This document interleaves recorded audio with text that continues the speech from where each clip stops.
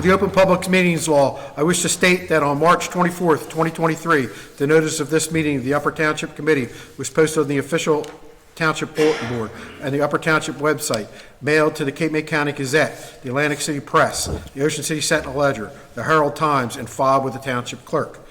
Tonight's meeting is being video recorded up until the closed session portion of this meeting, and will be available on the Upper Township website. I hereby direct that this announcement be made a part of the minutes of this meeting. Would you please rise for the flag salute? I pledge allegiance to the flag of the United States of America and to the republic for which it stands, one nation, under God, indivisible, with liberty and justice for all. Joanne, would you call the roll, please?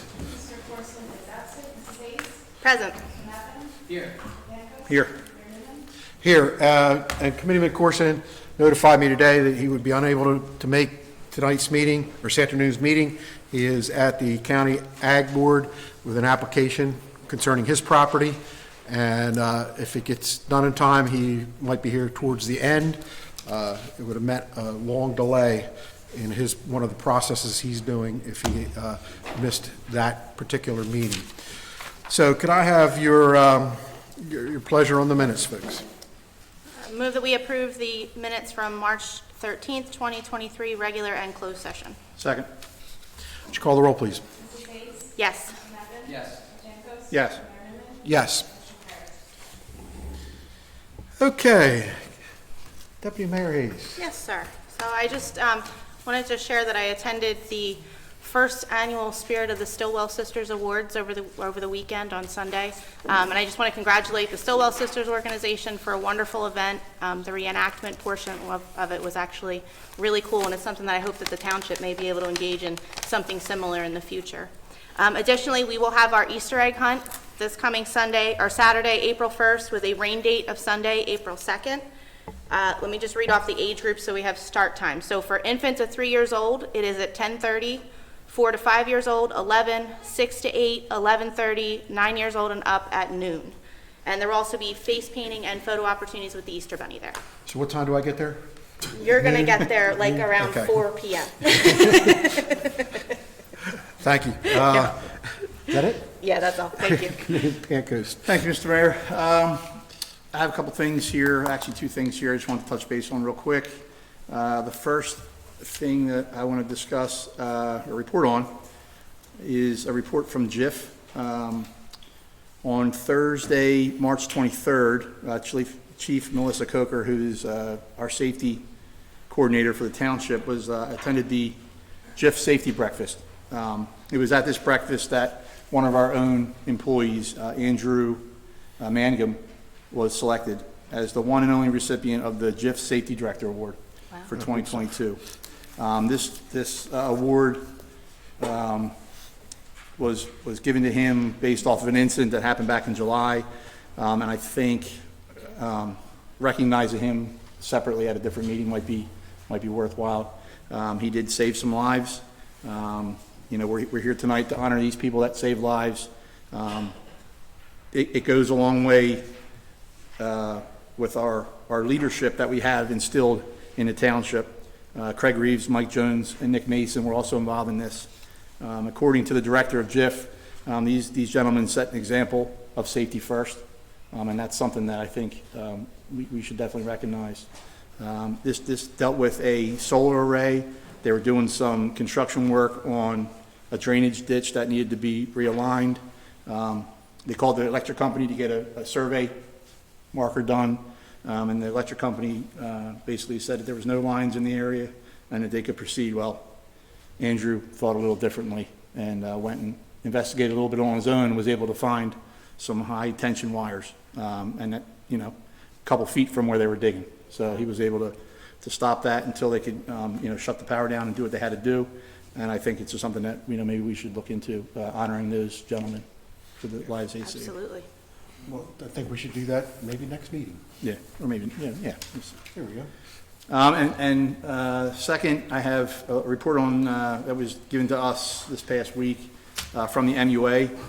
So on March 1st, 2023, The Cape County Board of Commissioners got their final report from their audited financials from the Cape County MUA from back in 2021. I think it probably had to do with a little delay from COVID. They weren't able to get some of the information they needed to get that report out.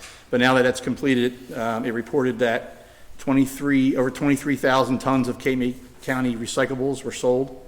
And the proceeds from that sale exceeded the operating expenses of the Cape County MUA by $1.2 million. So as a result of that, Upper Township will receive some money from the amount of recyclable material that came from Upper Township. So we delivered 2,157 tons of recyclable material to the MUA in 2021. So it looks like around $114,000 is coming our way, which will be placed into our fund balance. So that's a good thing. Obviously, every bit counts. In this case, it's $114,000 worth, so it's good. Last but not least, the Strathmere Fishing and Environmental Club is excited to announce that they will once again be organizing a beach cleanup on Saturday, April 1st from 10 a.m. to 12 p.m. So they're looking for volunteers to join them, help clean up the beaches over in Strathmere. That's all. Very, very good. Thank you. Victor. Good evening, everyone. I received an email this morning from Jill Clark, social worker over at Upper Township Schools. So I just wanted to share this information with you. They're having their 13th annual Blow Bubbles for Autism event. It's going to be Monday, April 3rd at 2:15, the elementary and primary school playgrounds. On the same note with the school, I had reported 2 weeks ago that the school was facing some budget issues. I was happy to see that there was a windfall in their favor, that they made some changes that were made. I received a few emails from people requesting that contact information, and I know some of our residents wrote letters, and they obviously were heard. So I believe the pre-K program is to be safe, which is very important for me, as I mentioned 2 weeks ago that my son's a part of that program, and my future daughter will be a part of that program coming up. So on that note, something I did kind of cool in the past couple weeks, I was asked to be a judge at the Miss Cape County competition over in Ocean City. I spent last Saturday interviewing young teens and young women competing for that position. One of the cool parts of it was I got to come up with my own on-stage question, to which I asked, as I'm going to be having a daughter, I have a brother, I have 2 sons right now, I have no idea what I'm doing. What advice would you give to me raising a daughter in today's world? And I got some really cool responses, so that was really fun. And then on a more serious note, I attended Andrew's congressional hearing about the wind turbines last Thursday. It was a huge turnout, learned a lot there, and encourage everybody to just keep their eye on that issue as it does impact us. Thank you. Yeah, I don't have too much tonight, other than we have been working with the DEP and the powers to be and Paul might be able to explain a little bit later, moving our beach fill up as much as we possibly can. We have a couple meetings coming up with regard to how we're going to operate the beach this year, and we should be coming out with some things on that coming up. I also, based on your report, Committeeman Pancoast, concerning the underground lines that were part of a solar panel system. Now, I know, Paul, and I'm turning to you to ask you this, is if right now, if you have a problem, you call 1-800 number and you get permission to dig. Does that affect solar panels? We have a lot of solar panels in Upper Township.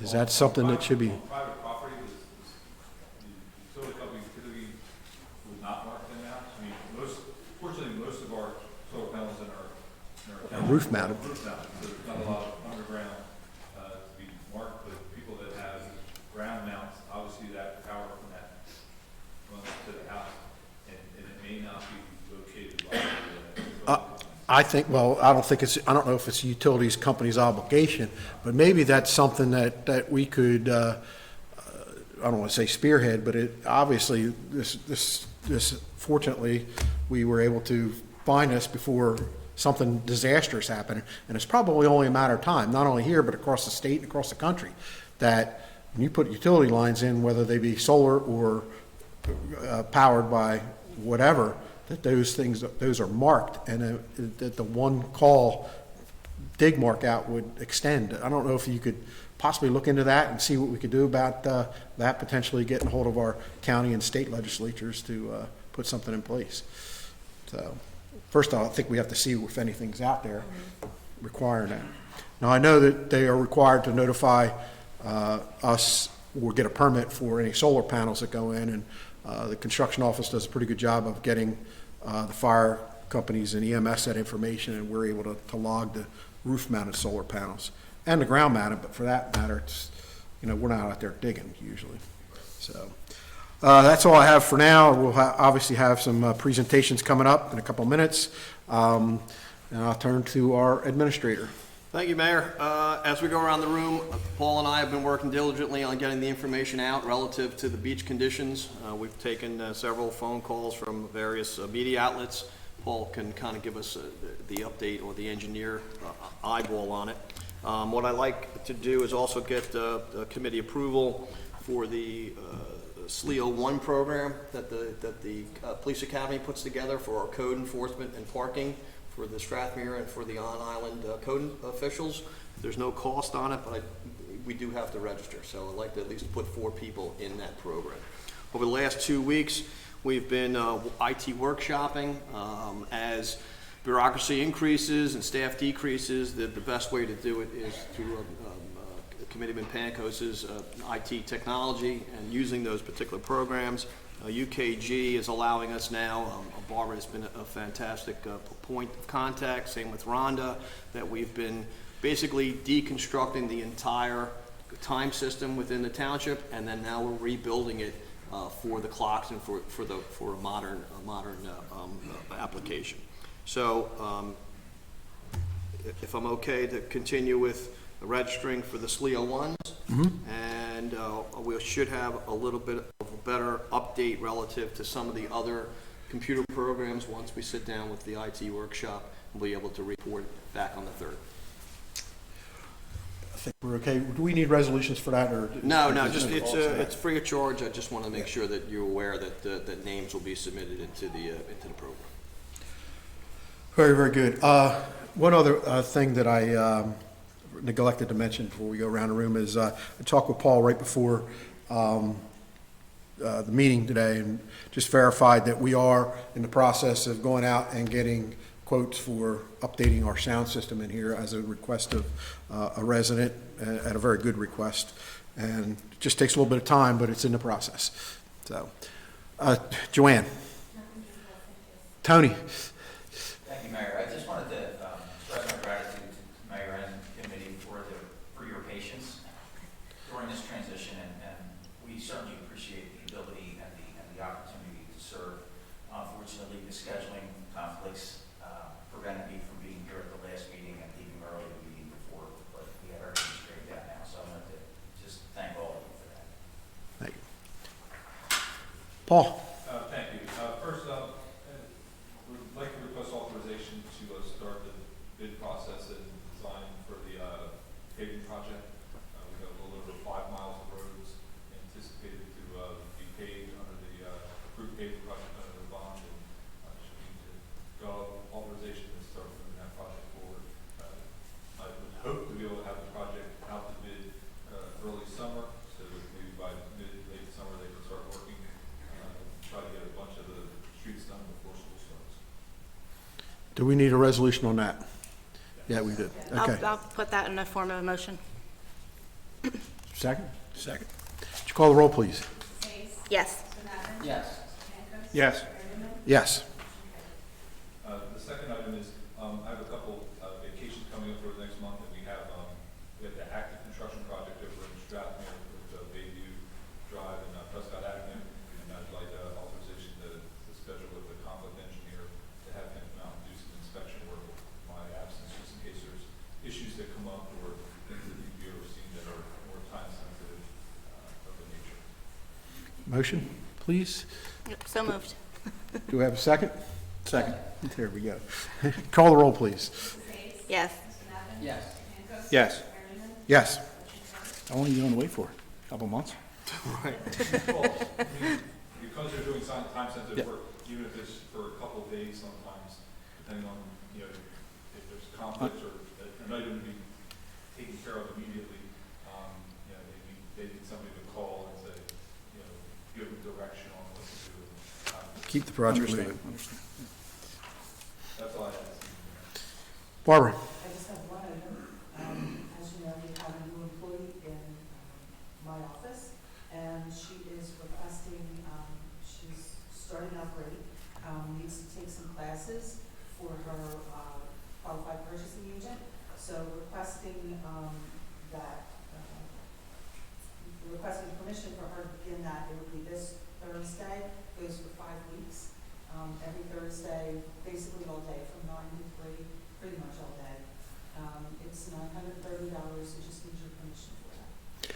I think this is definitely needed. This is what we hired to do, to start to fill in for you, and you're the only qualified purchasing agent in the building, so that's And something we it is within our policy, and it Yes. was part of the agreement. Okay.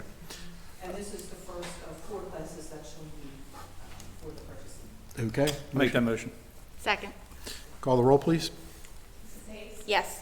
Yes. Yes. Yes. Thank you very much. Okay, Joanne. Okay, we have number 1 under the 2023 budget, public hearing and final adoption of ordinance number 4, 2023, calendar year 2023 ordinance to exceed the municipal budget appropriation limits and to establish a cap bank. Leon, I'll turn to you before we open it up to the public. Yeah, this is a standard ordinance that we do every year, and we're not exceeding anything. We're doing the other part of it, establish the cap bank. You're $567,000 under what we're allowed to spend, so we're using the bank side of that. It's a very routine ordinance. It's about 20 years old we've been doing this. Thank you very much. At this time, I will open it up to the public. Okay, I'm sorry, Matt. go ahead. On the ordinance itself, right? Yeah, just the ordinance. Open it up to the public on ordinance number 4 of 2023. This was just an ordinance to exceed the municipal budget appropriation limits and to establish a cap bank. And as the auditor said, we are not exceeding the appropriation limits, and we are establishing a cap bank. So is anybody from the public would like to comment on just the cap bank and budget appropriation limits ordinance?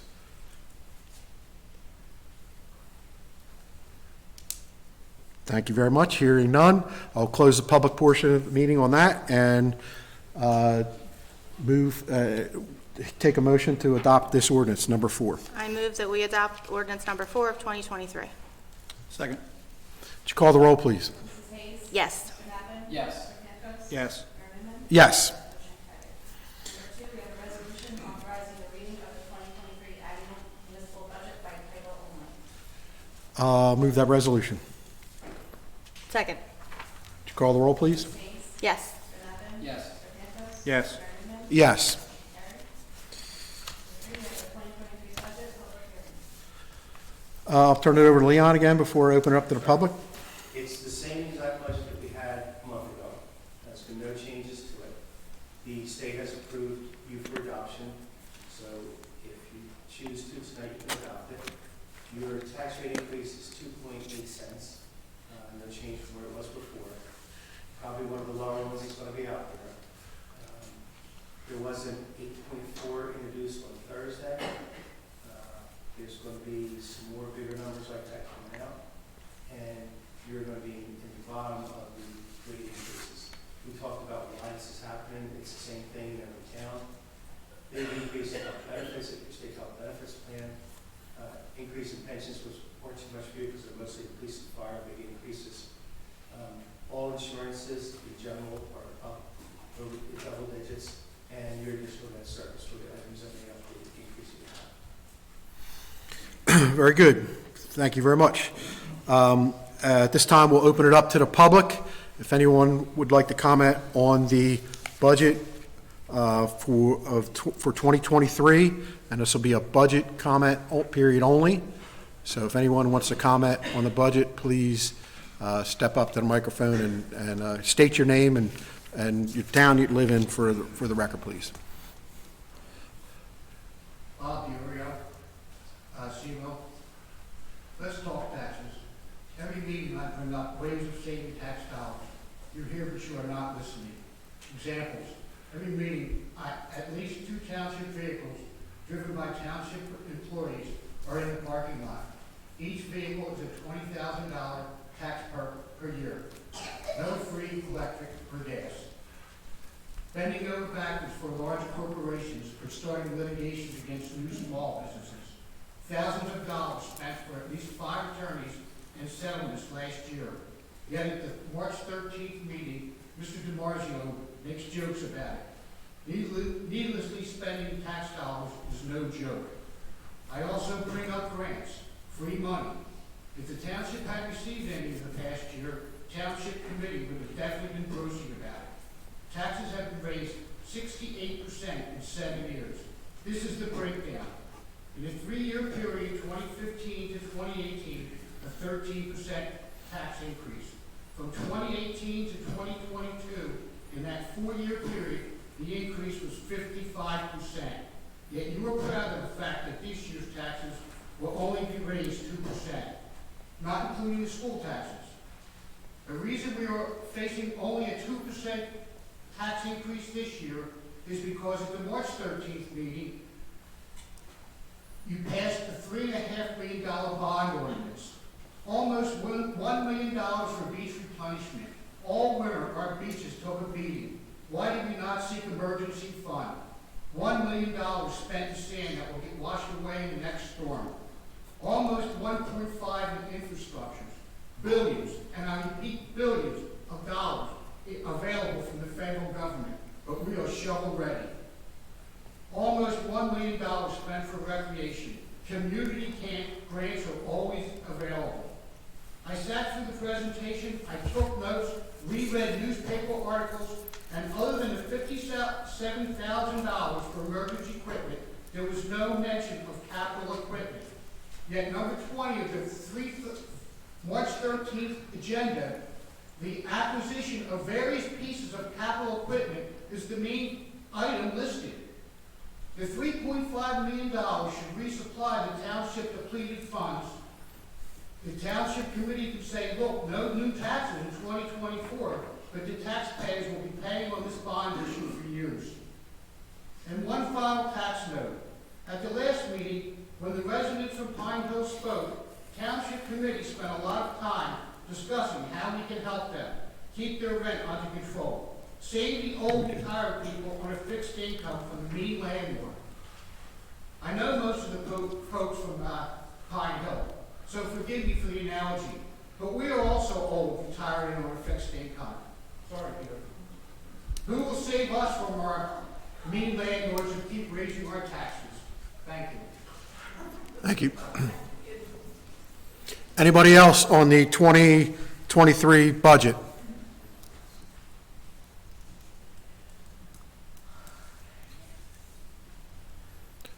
Okay, hearing none, I'll close the public portion of the meeting, and we'll take Joanne will read the statement. Be it resolved by the Township Committee of the Township of Butler, County of Cape that the budget hereinbefore set forth is hereby adopted and shall constitute an appropriation for the purposes stated of the sums therein set forth as appropriations and authorization to the amount of $5,316,177.86 for municipal purposes. Okay, is that, so we need to make a motion Need to a adopt? motion to adopt the 2023 municipal budget. Go ahead. Would you call the roll, please? Mrs. Hayes? Yes. Knappen? Real quick, Mr. DiOrio, I just want to thank you for coming to all the meetings and voicing your concerns to us. I'm sure all of us are, but I know for a fact that I'm listening to you. Being new in the chair, I want to try to do everything I can to save taxpayer dollars in Upper Township. We all live in the township. My family lives in Upper Township. If the taxes go up, they're going up for me too. So I hope I can take some of the advice and things that you've said into consideration and moving forward, try to make some good decisions for the township. So, but I just wanted to thank you in public because you are very well spoken. You say a lot of good things. So appreciate it. Thank you. Yes. Thank you. You're welcome. Yes. Mayor Newman? Yes. Motion carries. All righty. Thank you. Thank you, Leon.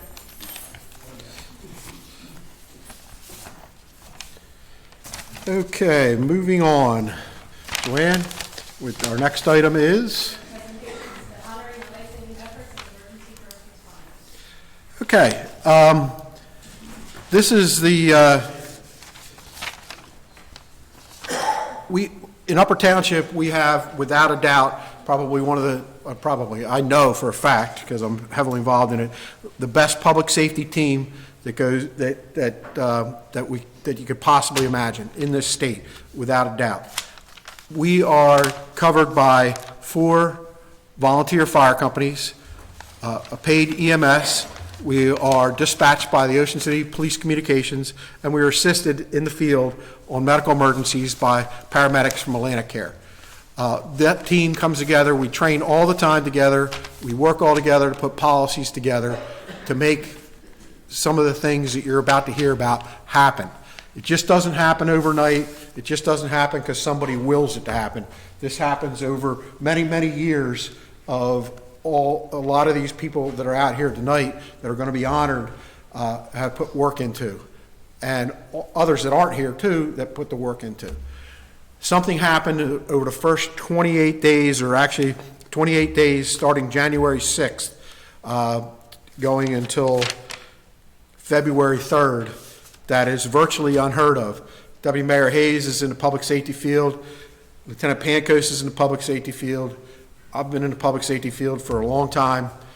We had 3 CPR saves within 28 days. That equates to, it's basically unheard of. The CPR rate in hospitals is probably 10% or less. I would say, I don't know that, I'm not going to put numbers out there, but a code blue in the hospital with all of that present, ACLS and ICU and everything, to have 3 saves where you're bringing someone who's pulseless back to life is, especially 3 and under 28 days, is virtually unheard of. I mean, that's really impressive. Unfortunately, the events occurred in the 28 days. Right. We might not get 3 CPR calls in 3 months, or actually in a year sometimes. But this goes to show that all the hard work and training that went and people have put in over the years has taken effect, and it's just been a phenomenal outcome. And I think last month or the month before, we honored our dispatchers in Strathmere Fire Company for going out and plucking somebody off the water on Halloween back in 2022, last Halloween. It's just unbelievable what goes on in this township, and the majority of it's handled by volunteers in conjunction with our division of EMS and our Upper Township Rescue Squad. So I'm going to go through these in chronological order, the first one occurring on January 6th, and I'll read a brief description. I'm not going to read the resolutions because not that they weren't done. And by the way, Joanne, you did an excellent job. You and your office, there's a lot of resolutions here, but a lot of good things happen. So, Get started, can we adopt those first? what's that? Can we adopt those first? Yes. Oh, yes. So I would like to go ahead and adopt these 3 resolutions honoring these people. So What numbers are they? the resolution number first. 103, 104, and 105. I make a motion that we adopt resolutions 103, 104, and 105. Second. Would you call the roll, please? Yes. Yes. Yes. Yes. Had to think there for a second. Gotcha. Okay, so what I'd like to do, and I'll call you all up when it happens. Okay. January 6th, this was a Prestwick Lane in Seaville. EMS was dispatched at 10:05. You didn't correct that. It says on scene 11:01. That was a long response time. So I think that they were on the scene quickly. Let's put it that way. Responding in 21-2 were supervising EMT John Britton, Chief Melissa Coker from Seaville Fire and Rescue, Deputy Chief Rob Hitteman, Deputy Chief Roy Blackledge, Captain Brian Allegretto, firefighter Robbie Lane. The dispatchers were Jim Lowe and James Hager, and the paramedics were Val Giroux and Craig Henderson. So if you guys can, excuse me, don't come up here yet. The first shock was delivered at 11:03. Upon arrival, found the family doing chest compressions under the instructions of 911 dispatchers. So that just to briefly outline that, somebody called 911, they questioned them, found out the address, dispatched the appropriate units out, got a medic unit on the way, and this was a second call, okay? We have a system in place if there's a second EMS call in Upper Township, if there's not a second EMS crew available, they dispatch the local fire company, and that's why the Seville Fire and Rescue was there. And the dispatchers that came along gave CPR instructions over the phone. So you picture yourself, two dispatchers sitting there, picks up the phone, 911, where's your emergency? Prestwick Lane in Seville, dispatches, okay, we already got an ambulance out on another medical emergency, dispatches the appropriate fire company, the second duty crew out, calls the paramedics on the phone. In the meantime, has to handle Ocean City police calls, Ocean City fire calls, any other emergency calls that might be coming in, and continues to give CPR instructions over the phone to the family that's probably distraught by doing a CPR on a family member. Upon arrival, found family doing chest compression under the instructions of 911 dispatchers. Captain Allegretto assumed chest compressions while Supervisor Britton applied the AED and began to ventilate via bag valve mask. First and only shock was delivered at the scene. Airways set up and supplemental oxygen and prepared to Reeves, which is a litter to get them out of the situation that they're in and put them on a stretcher. Additional Station 19 members maintained a support role for any additional equipment and ready themselves for patient removal. Chief Coker and Deputy Chief Hitteman carried the patient out as Supervisor Britton and Captain Allegretto maintained compressions and airway. Once in the ambulance, paramedics began their treatment, and Deputy Chief Hitteman assumed compressions. Moments later, EMS noted return of spontaneous circulation.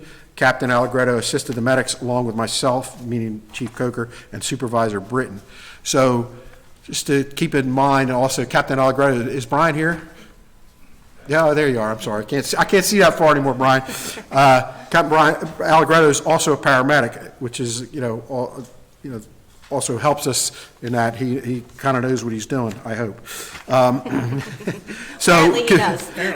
yeah, yes. So could we have EMT John Britton, or Supervising EMT John Britton, Chief Melissa Coker, Deputy Chief Ryan Hitteman, Deputy Chief Roy Blackledge, Captain Brian Allegretto, Firefighter Robbie Lane, Dispatchers Jim Lowe and James Hager come on forward, along with paramedics Val Giroux and Craig Henderson. So come on forward, guys. 103. You want to go down? Yeah, let's go. Let's go down here since we have a lot of.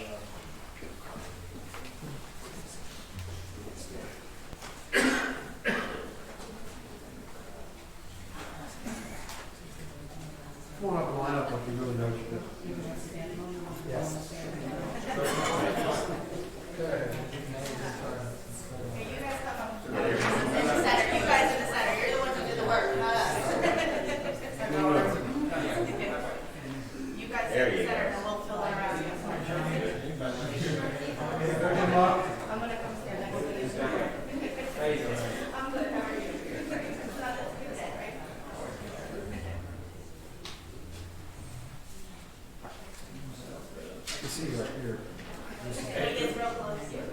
Rob's not here yet.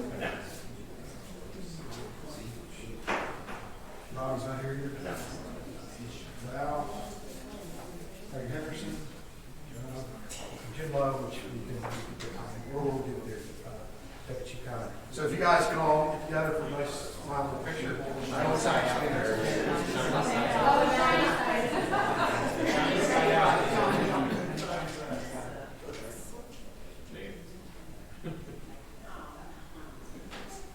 So great job, guys.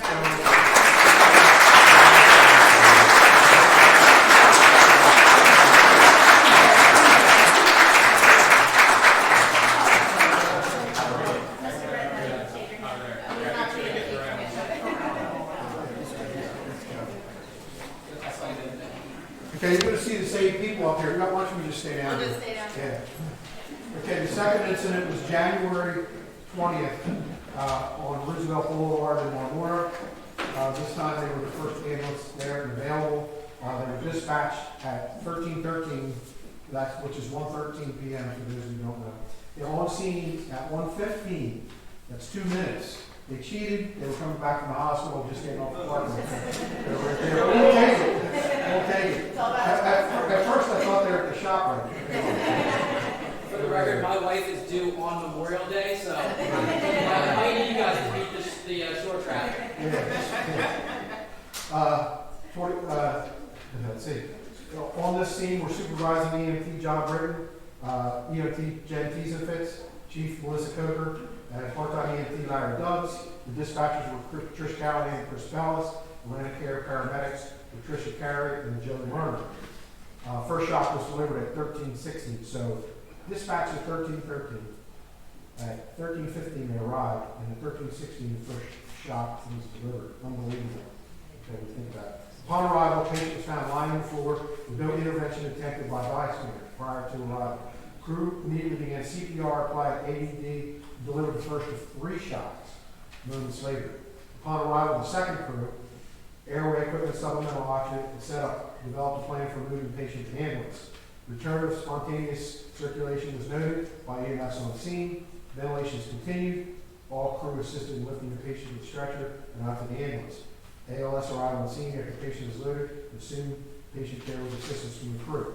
I don't want to take anything away from ALS. It doesn't seem like they do anything, but what they do is administer the drugs. They really need the guy going. So I'm sorry, they are there, and they are lifesavers as well. Early CPR and early defibrillation is extremely important, but when you get down to it, that to couple with the whole team there, the paramedics are able to actually put a tube in and also administer cardiac drugs for these people around.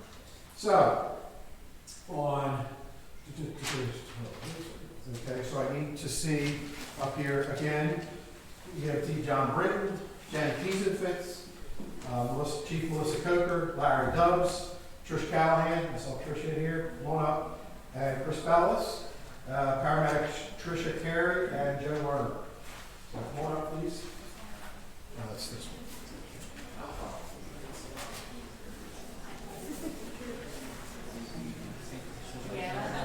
You guys, Katie, first up.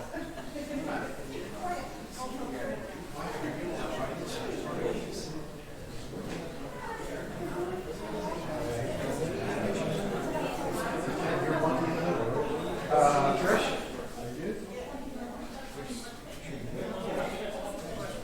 Britton? Yes, sir. You're an overachiever, bro. I'm just trying to say something.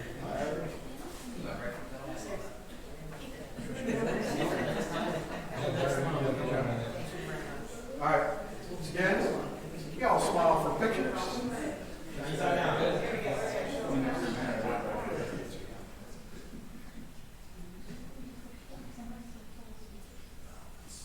Once again, great job.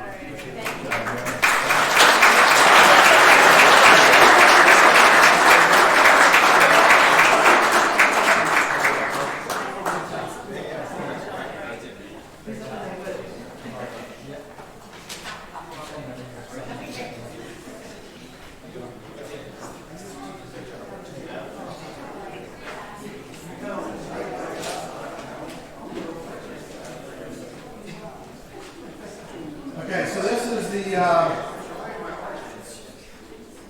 also the, probably, taking away nothing from the other two, but this one really hits home. February 3rd, Main Street, Gordon City. Dispatch 1949. That's 10 of 8 for those of you who are 9 of 8 or 11 of 8. On scene, 1951. That was a pretty good response time again. On the scene were 21-2, the crew of EMT John Carter, EMT Mark Newman, supervising EMT John Britton, part-time EMT Angel Anderson, 10 volunteers, Josh Choser, Timothy Britton, dispatchers Trish Callahan and Chris Bellis, paramedics Brian Cavanaugh and Butch Schweimer. First shot delivered, 1954, that's 3 minutes after arrival, also pretty quick. Upon arrival, patient was found unconscious in the vehicle. Patient was immediately removed and found to be without pulses. 21 crew immediately began CPR and applied the AED. First shock was delivered. 21-3 crew arrived on scene and assisted with ventilations and loading the patient into the ambulance. Supervising EMT, full-time EMT Carter, and part-time EMT Angel Anderson, continued manual CPR and back in the ambulance while transport began with the intentions of rendezvousing with the paramedics. Paramedics, how do you spell rendezvous? I don't know if that's right. Brittany provided airway management, ventilations, Carter and Anderson alternated compressions, return of spontaneous circulation noted by EMS during transport prior to ALS rendezvous, which occurred at 10:08. Ventilations continued. EMS rendezvous with ALS in the area of Butler Road, Tucker Road at 8:07. And they took patient to mainland, I think, that night because he was a patient for mainland, which I guess they have a cardiac cath. On the scene also for Tuckahoe Fire Company was Chief Ed Carter, Deputy Chief Andy Farrier, Captain Sean Farrier, Captain Chris God, Firefighter Nick Mason, Firefighter DJ Young, Firefighter Kevin Lovelace, Safety Officer Mark Cardella, Firefighter Chris Homan, Firefighter Kevin Cooperstein, and Firefighter Justin Pope. So you guys might have heard about this particular one. You won't hear about the other ones, but because this one involved one of our own guys. Okay. He's not listed on here. He was on the scene, Ed. What's the deal? We're gonna bring him in when you walk in. Yeah. So When he's ready to walk in, we're bringing him in. the brief synopsis of this was we had a 3 fire company response which occurs when we have any kind of major incident right off the bat. So the dispatchers, I guess it was Trish, you were there, Trish and Chris, and then dispatched all 3 fire companies and all 3 mainland fire companies and EMS. Rachel Anderson's in communications as well, I'm sorry. So I forgot that. Thank you, Melissa, for texting me.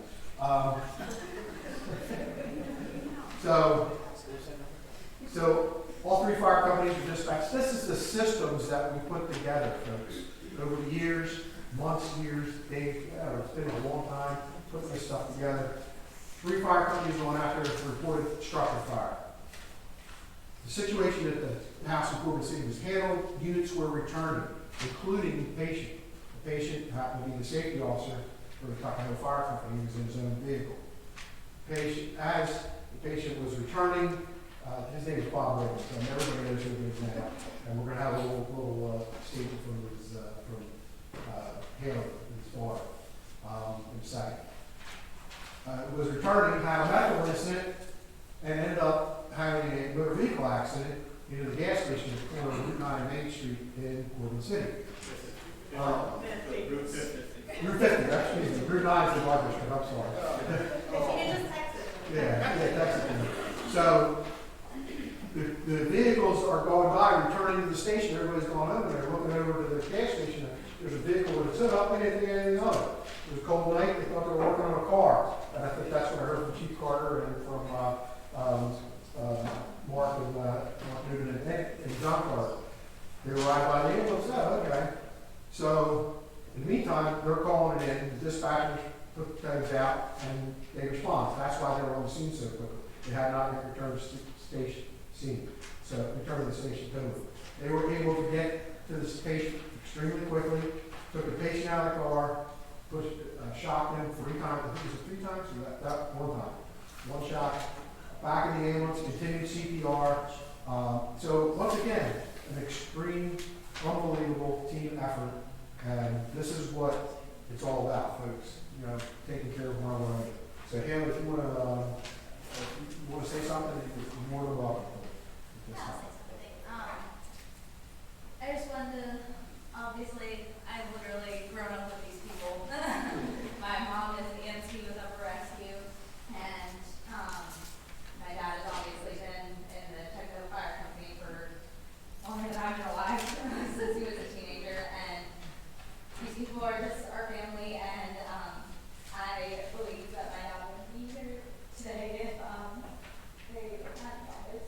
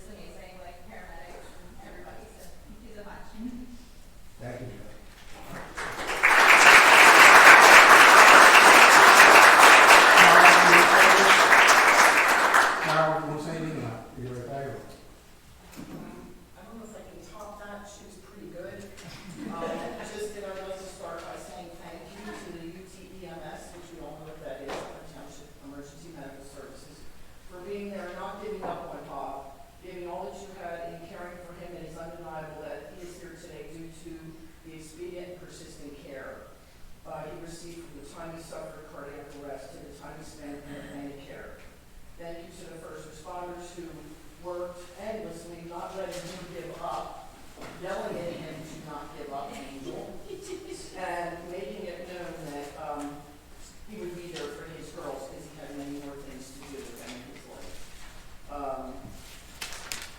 His oldest one wants to be here tonight. She's planning a wedding in June, and he will be there to walk her. Thanks to you. To the firefighters of the Tuckahoe Volunteer Fire Company that assisted as well as providing a safe scene for EMS and paramedics to work in, keeping them protected, and the medics especially for joining the team, expanding the care, raising the bar on the care that they rendered, and thanking the ER staff, the CAP team, the doctors and nurses at Atlantic Care. They were essential to his recovery. Thank you can be two of the most powerful words yet.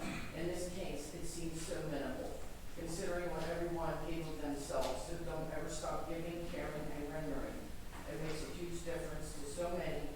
In this case, my daughters, their father, their grandparents, and myself included. You're a team to be proud of, and I'm honored to be a part of that. Thank you.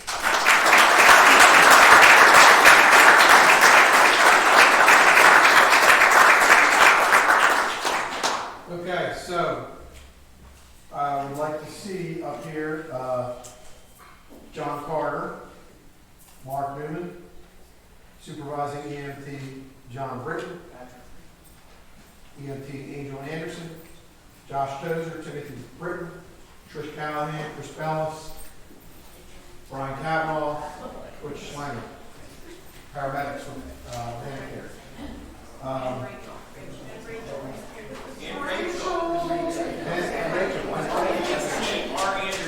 Rachel Anderson. Come on up. Come on down.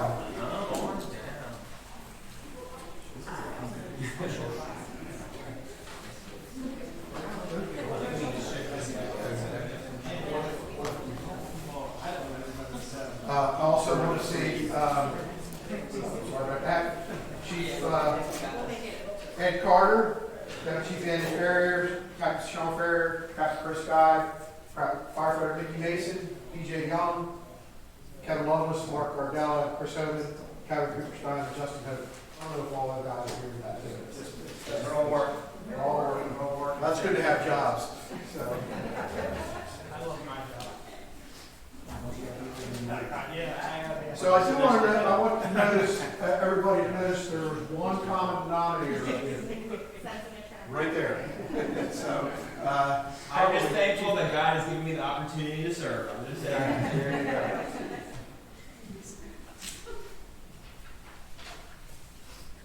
This is here, you can take that one too. John Carter.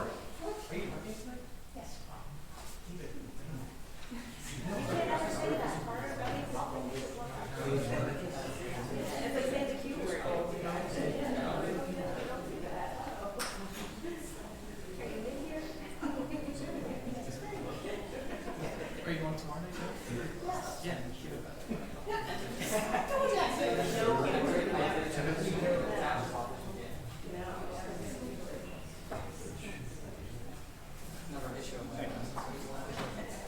Okay, also just to note that Carol, who read that statement, Carol's a full-time employee at Division of EMS, and I think he said that, but also her daughter, not Haley, but sister, Jess, is a part-time EMS. So, you guys did a great job, and we'll get a couple pictures here and go from there.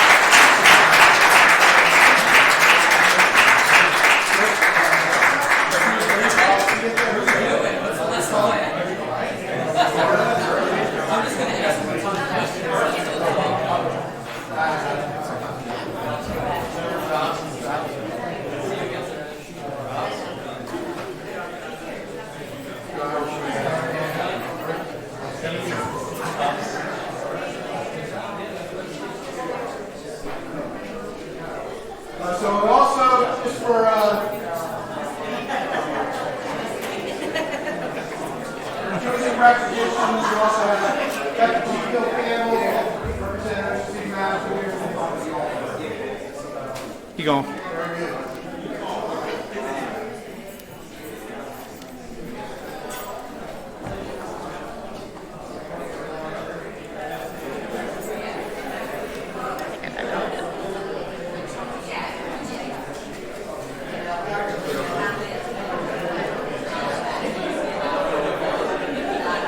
Okay. I got it. Big guy. Good.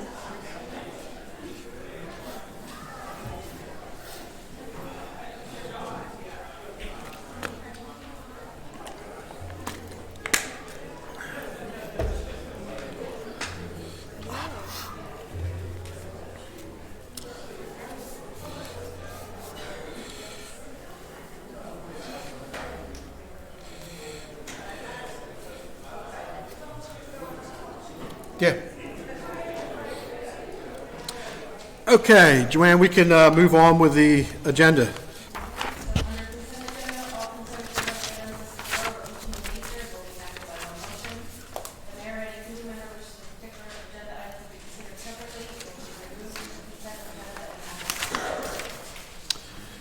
Your pleasure on the consent agenda.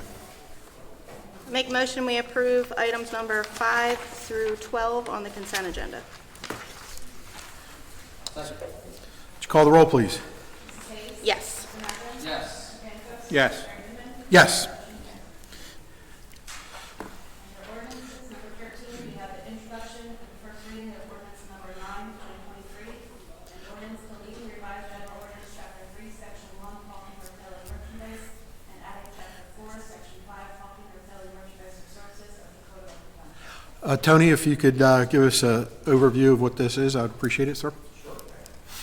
So this ordinance will regulate hawking and peddling, mainly door-to-door type salespeople that previously the ordinances restricted or prohibited that, but based on constitutional issues, you have to allow it, but you can regulate it. So this ordinance will allow it at certain times, subject to having some level of vetting through the issuance of a registration for the business owner, and also each particular person that will go vending from door to door would need to get a license on issued on an annual basis. So it includes background checks, mainly to make sure that the public is safe by not having people that have criminal records or are undergoing vending for purposes that are unrelated to any legitimate business. So it's only for legitimate vendors and merchants. The other thing here, it limits the times, I believe from 9 a.m. to 5 p.m. so that people aren't disturbed early in the mornings or in the evenings. And it does not establish a fee here, which the governing body needs to establish by resolution. There is a provision here for a no-knock registry, but it's not automatic. It would have to be taken into consideration by the committee and then approved by a separate resolution. Gary and Joanne and I have worked, and it was previously worked on when Dan was here, and we believe that this accomplishes all the objectives that the committee wanted to see. So it's available for introduction, and then we can take comments as people. So one of the reasons and nexus from this is we do have an ordinance on the books now that prohibits it, period. Okay, that does not allow for it one way, shape, or another. We have had multiple incidents over the years in which, I don't want to say unscrupulous because I don't really know who they are. I guess that makes them unscrupulous. You know, people from out of town, out of state, wherever, knocking on doors at any time of the day or night, causing responses by the state police, responses by the either myself or phone calls to committee people, just a general concern of the public that there shouldn't be door-to-door sales in Upper Township. One of the problems with that is that it essentially violates, I think, First Amendment rights of people allowing to go to a free speech. Commercial free speech.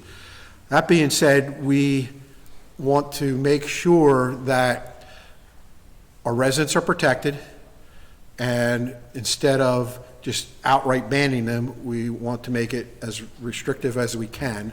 In all honesty, that's what we're after. We want to know who these people are that are knocking on your door.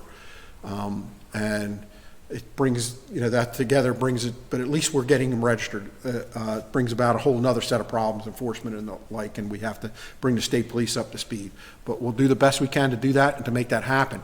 One of the problems is, like I said, that we could be open to, free commercial speech type of lawsuit if we don't allow some sort of way for these people to do that. Also, Mayor, the veterans are regulated by the county, they get Yes. registration with the county, so they don't need to register, but they need to produce for Joanne a copy of their county registration. That's all. Yep. So, anybody else have any comment on this ordinance? One of the components that we're working on with Joanne and Paul is the electronic ability to maintain it. Registry. The registry, the peddling licenses, the fees, and that's one of the presentations that we'll give the workshop. That also is why we put in the may language relative to the administrative side, and we think that we'll be having it in place by the time you're ready to set fees and to set the requirement of the no-knock. Very good. Anybody else from the governing body or the professional staff have comment on it? Hearing date? The hearing date? What's that? Hearing date? April 24th. So we'll entertain a motion for the introduction of ordinance number 9 of 2023.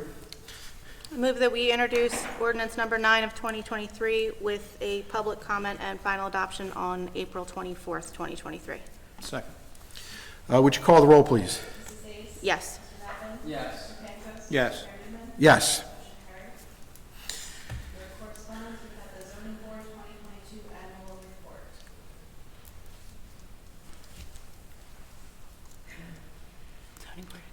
Paul, you want to it's just the, go ahead. This is the zoning board compiles a report of all of their applications, and they provide a copy to the planning board and to the committee. The planning board has reviewed the list. The zoning board did make 2 recommendations at the bottom of the report that the planning board reviewed it, and they'll be making some recommendations to the committee for to incorporate some of those recommendations in the future. So what that report does is if something repetitively keeps coming up, then we can kind of look at it and modify so it's allowed either in that zone or not allowed in that zone. So that's the recommendation report. So it's a good report to have. Do we need to accept that or just take it as a note? Doesn't even be accepted, it's just Okay. for information purposes. Okay, under new business, we have Stephen Jankowski, request to purchase township of land block 595, lot 13. Paul? Thank you. This is a resident, they live on Media John Court, and there's some township property behind them that fronts on the township unimproved street of Ocean Crest. Has no public purpose for the township. It is adjacent to them. Their property is undersized, so I would recommend that that could move forward with the sale and it would be able to, open to neighbors because it is a undersized lot. So we can, everybody okay with moving forward with that?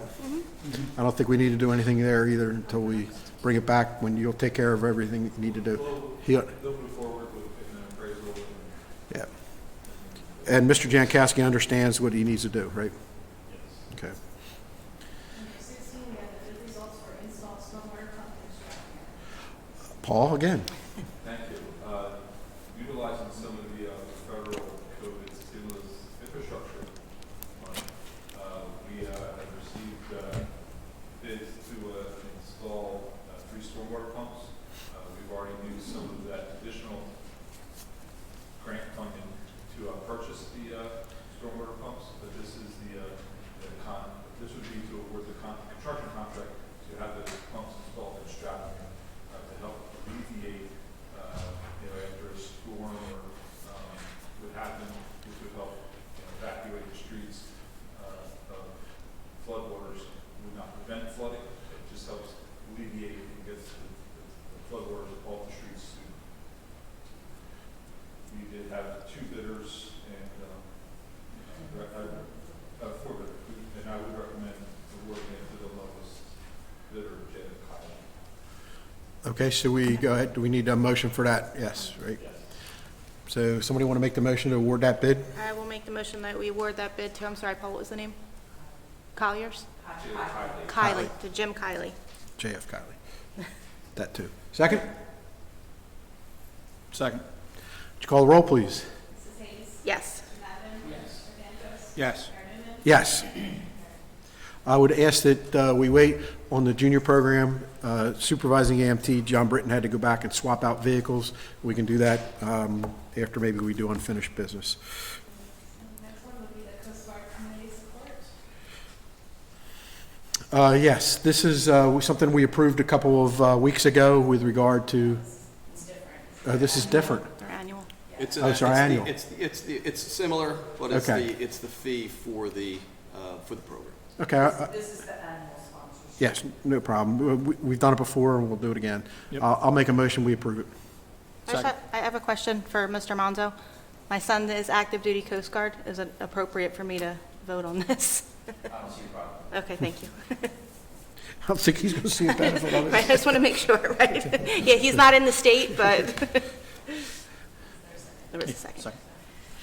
Hayes? Yes. Mr. Madden? Yes. Mr. Cantos? Yes. Mayor Newman? Yes. Motion carried. Under unfinished business, we have Heidelberg Materials Northeast LLC request for variance for the enforcement of mine license requirements for the mining operations known as Julie Pit, Lot 414, Lot 44, and Lot Township Sand and Gravel, Lot 453, Lot 4, and also combined with Tucko Sand and Gravel, requesting the same. Paul? As you recall, the last time we looked at this, both of these operations had submitted their application to the planning board. I'm sure everybody's aware of the issues that the Atlantic City Press has had over the last couple of months with providing proper publishing of legal notices, and they were unable to get a timely public notice into the newspaper because of delays by the Atlantic City Press. They are scheduled to be at the planning board next month, at least for the Heidelberg materials, will be on next month. So I would recommend, both of them continue to operate in compliance with the ordinance. At this point, we're just waiting for the administrative process. So I recommend that you continuing for abeyance of the enforcement of our site plan requirements. On both 19 and 20, right? Yes. Okay. Do you need that in a motion? Okay, so I've so moved for numbers 19 and 20. Second? Second. Would you call the roll, please? Mrs. Hayes? Yes. Mr. Madden? Yes. Mr. Cantos? Yes. Mayor Newman? Yes. 21, we have a draft agreement with the Historical Preservation Society of Upper Township for an archaeological scan at the site of the former Tuckahoe Academy. Tony, you got some insight into it, please? Yeah, this is a request by the Historical Preservation Society to do an inspection and scan of the property that is, I guess, the former Tuckahoe Academy site. They believe there may be some artifacts there. This is not an invasive testing, digging. It's basically a visual inspection, scanning, and if they believe that there are artifacts, they will reach out to Stockton for a dig, which would be a more complicated, I guess, detailed agreement with adequate protections for various reasons. This one is again, just a visual scanning agreement. They wanted an access agreement before they actually entered upon the site. They are required to maintain insurance and name the township as additional insured. There's also a release and hold harmless provision here as well. And I believe Joanne is communicating with the heist agency to make sure that the insurance language is appropriate. So this is acceptable. We'll put it on for a resolution at the next meeting. Or is it acceptable to you? Yes, it is. That's a yes then. Thank you. Okay, your pleasure on the bills. I don't see Mr. Britton here just yet, but I hereby move that all claims submitted for payment at this meeting be approved and then incorporated in full in the minutes of this meeting. Second. would you call the roll, please? Mrs. Hayes? Yes. Mr. Madden? Yes. Mr. Cantos? Yes. Mayor Newman? Yes. Motion carried. Okay, I'll present this the EMS Junior Program. Since John's not here yet, EMS, the programs have, this is more to the board and the public. The volunteer fire companies throughout the township have had junior programs for many, many years. State law allows for it. You know, they're obviously separate organizations, not part of the township, and they allow for junior programs. And it has been one of the most successful programs that for bringing volunteers into our organization and developing firefighters that'll last a long time. One of the downfalls of it is it takes firefighters and they join our fire company at an earlier age, then they move on and get paid somewhere else. But that's fine. We'll take what we can when we can. They're very good for the township, and it has kept our membership pretty strong throughout the township, which is not the way it's going in other volunteer fire companies throughout the state of New Jersey, across the nation for that matter. The training is extensive, it is continual, and it does allow, the junior programs allow us to do that. To that end, EMS wants the rescue squad, the volunteer portion of our EMS program, wants to put a junior program together along the same lines as the volunteer fire companies. The EMS, Volunteer Rescue Squad, is a part of the township here. The township insures them. The township, allows them to allows them to have their vehicles. They buy some equipment for them, allows them access to the building that is owned by the township. This program has been reviewed by our township insurance, Mr. Heist. The program has, I think, Tony Monzo, I think you looked at it as well. It all fits into our, and here comes Britain running in, our program. And I think we just need to probably accept this by resolution, understanding that the program is going to be put together. Correct? Yeah, there should be a resolution to adopt the program along with the related forms that are in the Yes. packet, so we can put that together. Okay. Okay. John Britton, do you have anything to add? I did give a brief overview. If you can come on up and kind of go to the podium. And I kind of explained the nexus of the junior program. So if you can go ahead and say it went through Mr. Heist and Tony Monzo. Yeah, so the junior program, it's been in the work for a few months now of building the proper waivers, documentation. We've done research into the surrounding areas that are doing this. Wildwood, North Wildwood were very helpful in giving us some structure to start with. We talked to risk management, Mr. Heist, worked very well with him. Got his go ahead with it in cooperation with Jip. As he said in his statement, he thinks it's a great program, accepts all of the documentation that we put together, work with him to tweak that, and we're hoping that the whole goal of the program is to invest into the next generation and to build up those interested in serving in these public safety roles in EMS to the level that we want to see them being involved in, give an opportunity to observe, see if it's something they want to continue into, and then give them an opportunity to one day be employees of the township with our department. It's all about taking the younger generation, building up to what we want them to be, and continuing on the goal. Okay, thank you. We'll now take a motion to adopt the program. Motion to approve. Second. Would you call the roll, please? Mrs. Bates? Yes. Mr. Navin? Yes. Mr. Pankos? Yes. Mayor Newman? Yes. Thank you very much, John Britton.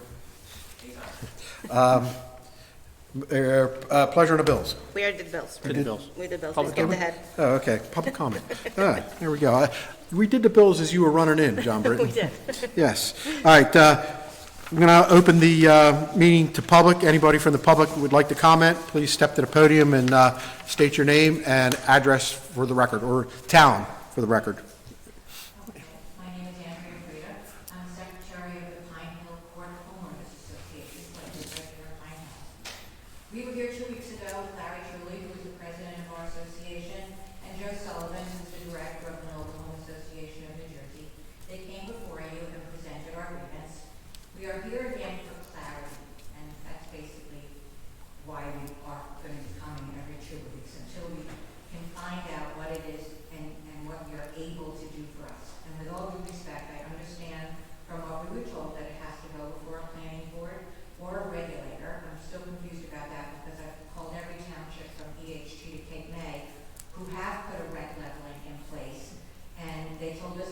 regulator, so hopefully I can get some clarity with that as well. And that it has to get on an agenda, and you have to find a surplus to do a study. That's what we were told 2 weeks ago. We were actually told that 2 years ago by the previous administration. To our naivety, we didn't continue with it because we thought we'd hear from them about the study. And actually, to be honest, we heard from them halfway through the year when with inundated phone calls, emails, and texts wanting our vote. So we did hear from them, but nothing about having any surplus to do the study. I don't know if it has to go before a planning board. I don't know how we get on an agenda, except that in any way that we can help, this park is willing to take donations just to get the study done. Plus, with all the legwork that we've been doing over the last 2 years, I have so many documents I want to be able to give to you, including an ordinance where in Manchester they just passed the rent leveling. We understand we can't get a cap because of where we live, like Middle and Lower have a cap, but there are plenty of parks from here to North Jersey that are getting rent leveling done, and we're hoping that we can get Upper Township to help us. We will take donations if needed. We will give you the paperwork. We've already started. In fact, Larry gave you some paperwork last week. There is rent leveling done in many townships. It's just a matter of who's willing to push the pencils forward and get it done. I need you folks to understand something. I need some empathy and sympathy for this park. We need to understand the character of this LLC that owns this park. 2 weeks ago, they fired without notice to us, no notification to anybody, the park manager and the park maintenance man. I was livid. I called Joanne. She was very helpful in trying to find an ordinance that stated a 55 and over park has to have representation on site. I called Senator Testa's office and they were so nice, and they couldn't believe what they were hearing because they had gotten 3 phone calls on the same day from a park this LLC owns in Elmer and in Vineland stating the same thing. They were trying to pull all the managers out of these 55 and over parks and have them be put on a salary where they just rotate and collect the rent once a month. Senator Testa's office was very helpful, and all I know is the next day, that manager and maintenance man were hired back immediately because they knew. And in an email to the manager, they said, we are aware that we cannot run this park as a 55 and over without maintenance. Do you want your job back? Well, of course she didn't want to go on unemployment. She took the job back. Previously, in wanting to let her go was because she's in a cement building, no plumbing, no bathroom, no hot water, no heat. She's been there for 5 years like that. We reported it to the Better Business Bureau. We reported them so many times they've never gotten fined. They refused to pay the 10 grand plus to put the sewer into her building. Well, apparently a couple of other buildings in their parks are like that. This is just to show you the character of these people. They don't even care about their employees, let alone us. So, in speaking to Senator Testa's office, he told me to just keep at it, because many of the parks are having rent leveling done, and we just have to keep moving forward. Imagine your mother or your sister living in a park where they're not getting a 3.2% or even a slighter raise. We don't care about getting a raise. We know that. We just don't want them to gouge us at the 9, 10, and 11% they've been doing every year. I'm in that park 3.5 years. I came in at $400. I'm up to almost $600 in 3 years. Who knows what they'll do in the next couple of years if we don't get something done. It's sad to say that a lot of the people that are living in that park couldn't come tonight because they're working. I have an 85-year-old lady friend who's stocking shelves at ShopRite because they can't make ends meet. I thank the good Lord. I have a 93-year-old dad who's a retired lieutenant from the New York City Fire Department and a 90-year-old mom who has many kids who are helping him. I can't tell you how many people in this park have nobody. They even have kids and they're not helping them. There are 80 and 90-year-old people still working in that park, and when they got this last raise, one of them, we almost had a call with the lovely EMT. She almost had a heart attack. How can I leave here? I can't pay the rent. And there are many that have moved into some of their children's houses. They've abandoned their home because they don't have the 20 grand it's going to cost to move that home to an empty lot, which they would have to buy. So clearly, there just doesn't seem to be any care or concern about what is happening here. We are not wanting or stating that we don't want the LLC to make a profit. The previous administration laughed at us and said they should be able to make a profit. We are stating we don't want their continual gouging. That's what we don't want. We want you to clarify what they're allowed to do and what they're not. And I know from doing my research, you guys don't have to respond to the public at all. And I thank you, Victor, for responding earlier. But we are stating that we don't want their continual gouging. We don't want the gentrification that is being performed here. We want you guys to help us. I know that in calling your office, Joanne, was very, very helpful. Senator Tesla's office was very, very helpful. And at this point, there's clearly room for us to be able to get rent relief put in place by simply being loud and being a pain in the butt. Believe me, we don't want to be here every 2 weeks. I'm sure you guys don't want to see us every 2 weeks. We just would like some clarity on how we can get this done. Calling Joe Sullivan, reading the ordinance from Manchester where rent leveling has been put in place in many other townships, calling the mayors of each township, which I did, lower and middle. I love them. They're good friends of mine, and they just can't understand how Shore Acres down the street is getting a $10 and $12 raise every year because they're still owned by a mom-and-pop company, and the graciousness of that owner actually puts a budget in their envelope. I asked for a budget for the last 4 years from our LLC. Where is all this money going? No response. They said by law they didn't have to give us it. So we understand that we're bound here. We don't know what to do. We're all, this is all new to me. I'm not politically involved in any way, shape, or form. We just want you to have some understanding as if your mother lived here. We're not asking for anything out of the norm. We just do not want to be gouged. We would like some representation from our county, your constituents. Can you please tell us in moving forward that you do have a surplus for a study, that it will not sit on the back burner like it did with the last administration? We did that 2 years ago. It's time for some action. Please, in July of 2022, Governor Newsom, California, signed Assembly Bill number 978 into law. It will prevent mobile home companies owned by LLCs from price gouging. If he could do that for his seniors, I'm sure somebody can help us. This is happening across the country, as stated in the article Larry handed to you 2 weeks ago. And I will give you a copy of the ordinances and everything else that come your way, as well as sources from the states and the communities on how they are combating this. It is being done. I don't understand why we can't get it done as well.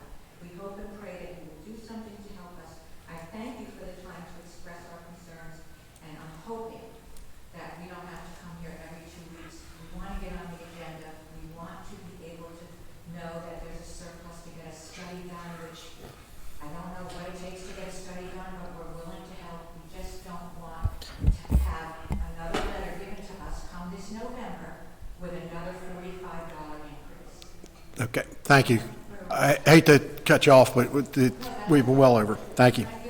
Yes, you certainly can. Yeah, give it to Joanne. Anybody else from the public would like to comment?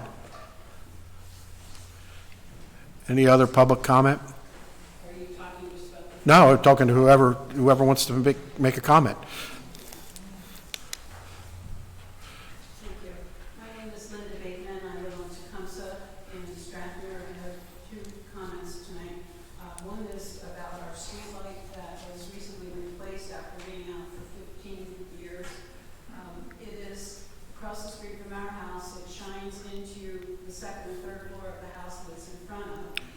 During the night, I'll wake up and think, oh, I left the light on, and I go out and know it's a street light. It comes through the 1st floor of our house all the way back to our receptacle behind us. It's more than 120, or lots of 100. I don't know how big the street is, 125 feet. The neighbors on the beach side of us have a 1st floor bedroom. It lights their bedroom up. The neighbors next door have their living room drenched with the light. I know that they've written letters. I'm wondering if there is some sort of mitigating shield or something that could be put on this. It is truly. Ma'am, I actually spoke to engineer Paul about this the other day, and about this particular issue. And normally we don't answer questions, but he's in the process of reviewing all the streetlights in the township and potentially eliminating them, which could save us some money. But that's there. So. I have heard that in past meetings. But the light wasn't on in the past, right? No, the light went in when Elizabeth Burgess asked for it. Okay. It went off right after her death. Okay. Well, I don't know if she turned it off, but. No one asked for it to So I understand that, but what I'm telling you is he has been working on a list, and, you know, whether that's on the list, I don't know. I don't know if Elizabeth is channeling you or not, but, You and I don't mean to be coy with it, but, Mayor, you said you sent a letter. I didn't Yeah. receive a letter or anything, but if you can, yeah. send me one of those letters with the poll number on it, that would be most helpful, right? So that's how we identify streetlights. So if you can send me a copy of the letter with the poll number, I'd deeply appreciate it, and then I'll conference it with Paul. Am I making this up, or aren't there shields or things that can be put on this? Yeah, but it doesn't mean it's going to shield it from coming into your room or your house. After that light, it's near your property. And they have changed out the Norman incandescent lights with these high-intensity fluorescents. I did talk with you. Yep. Okay. For about 12 years, I was president of the Strathmore Improvement Association, I was told about 2 years ago. And for going on to 3 years now, I've been a part of the leadership team of the Strathmore Clover Project.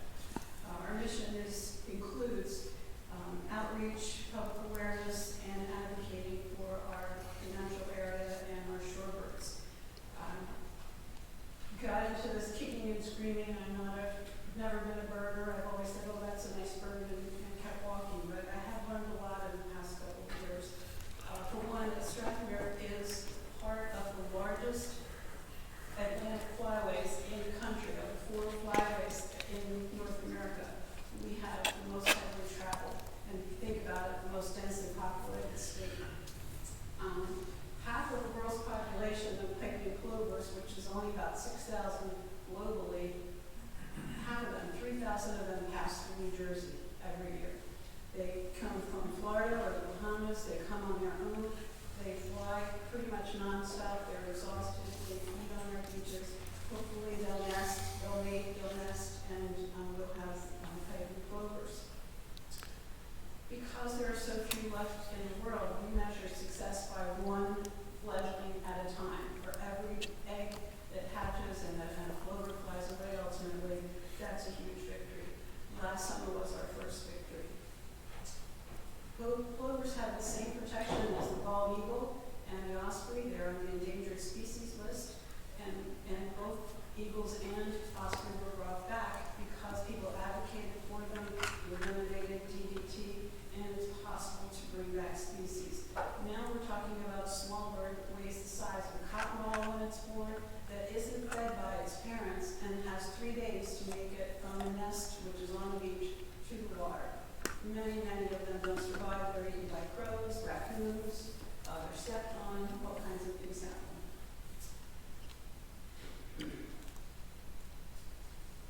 We do know that with education and conservation, they will bounce back. It's going to be a long time.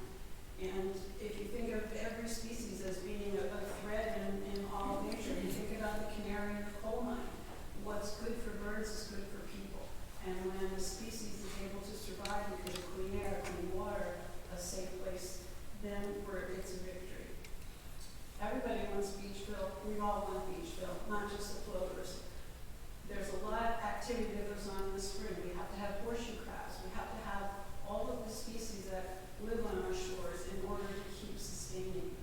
So to say that the plovers are the reason why the Beachville isn't on schedule is not only incorrect, it's also pretty unfair. If anybody wants the beach, it's a plover. Last year's successful plovers were on the state park area, with the beaches closed this year, where there's going to be more traffic there, and they'll have an even more precarious year. We have tremendous community support. We have over 25 volunteers who contributed more than 1,000 hours of volunteer time last year on the beach every day, binoculars, brochures, talking to people, asking people not to walk their dogs. Hey, could you play frisbee over there? Hey, you want to look through my binoculars? Our organizations in town have supported us. We had a private donation made to the SIA, and the SIA matched it, and we were able to produce 2 signs at the state park entrance, explain to people, hey, there are black skimmers here. We want to know what an oyster catcher looks like. Channel 6 came out and did a story on our plovers, and the next day we had people coming and saying, where are the plovers? Where are the plovers? We've had articles in Atlantic City Press. We've had reporters come out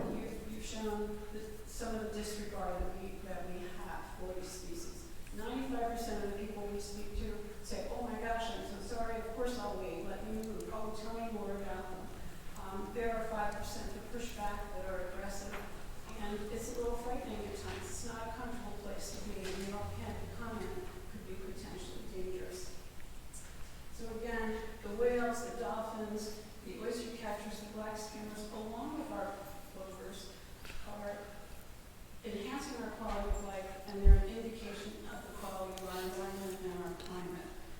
We draw people here, we value our natural beaches, and we ask for your support. I think it's worth putting up the fight to preserve it, and hope that you see the same thing. I also brought along, we have laminated copies of the signs that we give to our volunteers, and I'll be happy to show you, so that when we're talking to people, we can tell them what to look for, what birds are. Last year, there was a kite surfer coming on, and they set up right by the ropes and pumped up their giant things, and I said, do you mind? You know, here. He's like, yeah, it's ridiculous. I just passed 1,000 bluebirds down the beach. Not really, they were sandpipers or sanderlings or whatever. So it's nice to be able to say, did you see these? Do you know what these are? Anyway, this is a copy. These are at the state park entrance. Thank you. And we've got a lot of positive feedback. Thank you.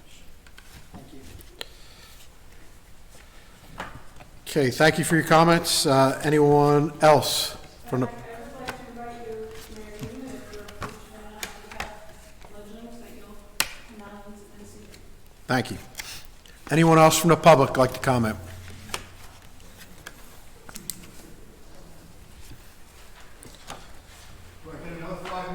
Yep. Come Yes. on, bring it.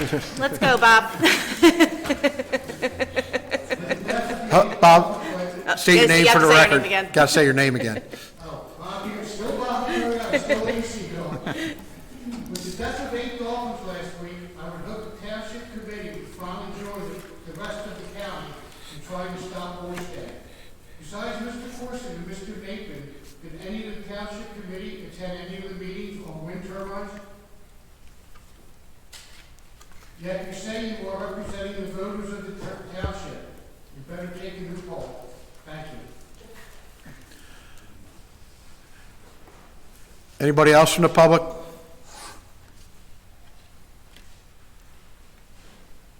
Okay, hearing none, we'll close the public portion of the meeting, public comment on the meeting, and entertain a motion to go into closed session. Mr. Committeeman Pancoast. I hereby move that a resolution be incorporated into the minutes authorizing the Township Committee to enter into an executive session for the following matters pursuant to the Open Public Meetings Act. Number 1, personnel. Number 2, contract negotiations, redevelopment agreements. Number 3, contract negotiation, Thomas G. Smith, Special Legal Counsel. Number 4, contract negotiation, Insero IT Services. Number 5, contract negotiation, courthouse towing. Number 6, contract negotiation, J.A. Montgomery Right to Know Inventory Services. I also include in my motion the estimated time and circumstances under which the discussion conducted in closed session can be disclosed to the public as follows. A, it is anticipated that matters discussed in closed session may be disclosed to the public upon the determination of the Township Committee that the public interest will no longer be served by such confidentiality. B, with respect to employment and personnel matters, such discussions will be made public if and when formal action is taken or when the individuals involved consent that it can be made public. C, with respect to contract negotiations, such matters will be made public when negotiations have ceased and there is no longer a reason for confidentiality. I need a Second. Call the roll, please. Yes. Yes. Yes. Yes, and we'll take 5 minutes, less than 5.